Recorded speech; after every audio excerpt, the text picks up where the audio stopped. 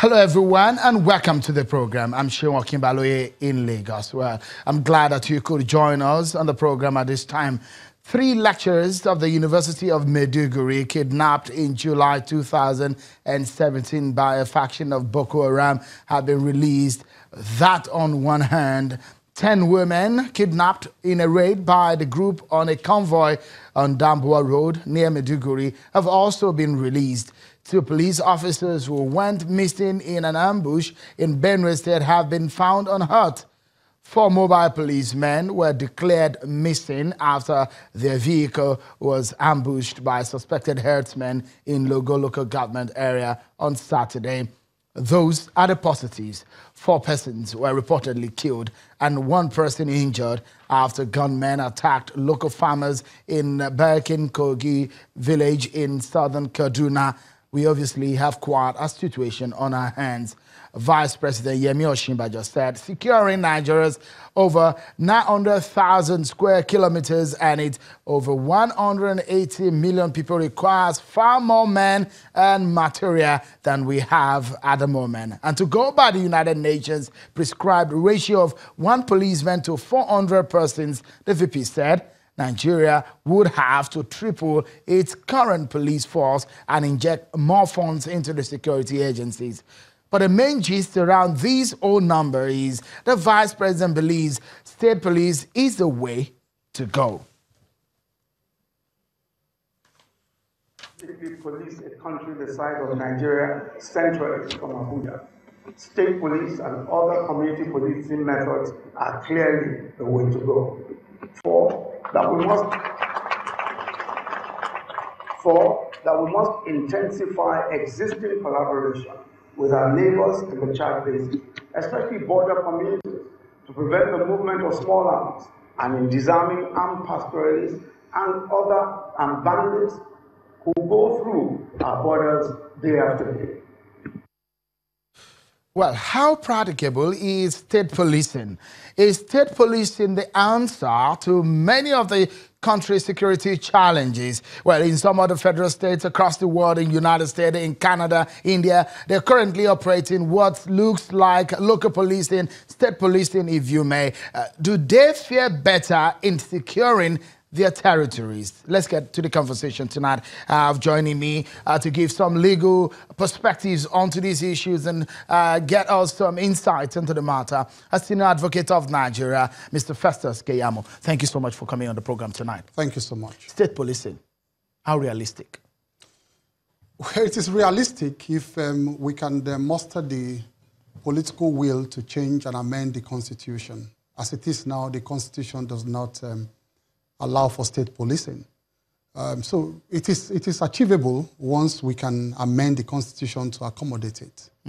But I mean, in the sense of what is required, if to go by the United Nations prescription of the standard, 400 persons to a police or 1 police to 400 persons, do we have the capacity in terms of men on the ground? The Vice President did say that we have to triple the number.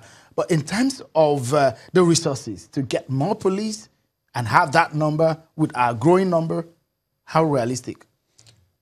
You see, security anywhere in the world is not cheap.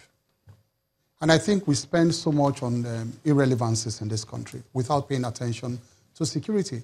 And as we can see, once you disrupt the security of a nation, it has so much effect on other things, on the economy and on tourism and so many other things. So you can see that it's not too expensive.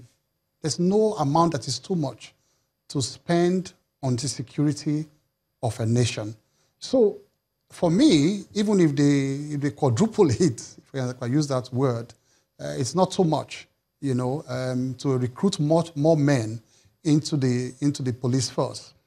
But I think that the question we should be asking, you know, is how workable it will be in our climb, you know, state police. It's not about how achievable. Achievable, yes, we can amend the Constitution, but how workable it will be, you know, in our climb. People have said about, they've raised concerns about abuse of power by state governors, because even the little powers they have now to organize elections, local government elections, you can see that they don't even concede one councillorship slot, to end the opposition. They just sweep the entire polls. So it can be subject to abuse, by state governors. So much so that they can even drive the opposition totally out of town once they have complete control of the police. So I think that adopting state police is extremely important to run the federation, but it has to come with some caveats. We should not do the wholesale importation of other models like we do from the United States, Canada, and all that, and we just expect it to work in our climb.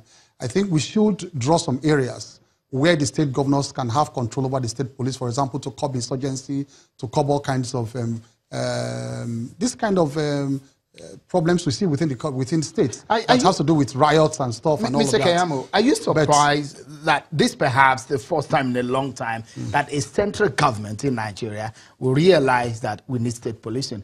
I mean, federal government they've really not woken up to that realization that there is a need for state policing. Because everybody wants absolute powers. Governments in the past, they've always wanted to be in control, complete control of the police. Are you surprised that this government is realizing, coming from a vice president? I think the dynamics of society, the dynamics of what has been happening and politics and everything, that has been happening, even the insurgency and all, is beginning to change opinions. Those things are beginning to change opinions at the center. And life is all about these dynamics. So I mean, look at the herdsmen crisis now. You can see that most of the state governors are heaping the blames on the federal government that responses were slow to some of these crises. They warned in advance. And it's actually disheartening to see a state governor who is supposed to be the chief executive officer of a state, and they normally say the chief, security officer of a state, crying out and begging for help. It is disheartening. It's disheartening to see a state governor calling on the federal government and raising alarm to say, look, we're about to be attacked, so please come to our rescue. It's disheartening. So I think that the state chief executive should take complete control and responsibility too, so that they don't shift responsibility to the federal government, in such matters. When security breaks down, they should be able to take full responsibility for what happened, in their state. So